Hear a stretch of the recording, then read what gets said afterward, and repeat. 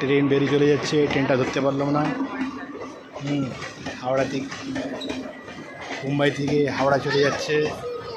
দেখুন ট্রেন ধরতে পারছি না। একটা লোকাল ট্রেন আসছে,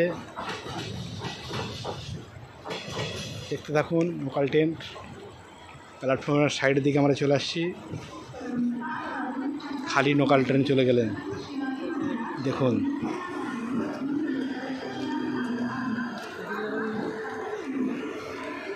দেখছেন এটা স্টেশন, ডোম্বিগুলি স্টেশন।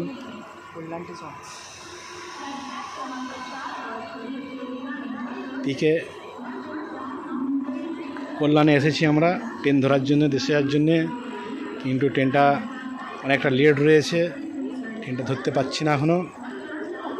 তো এখন এখানে রয়েছি, সেখানে স্টেশনে একটা ট্রেন দাঁড়িয়ে রয়েছে। দেখুন এটা কল্যাণ স্টেশন।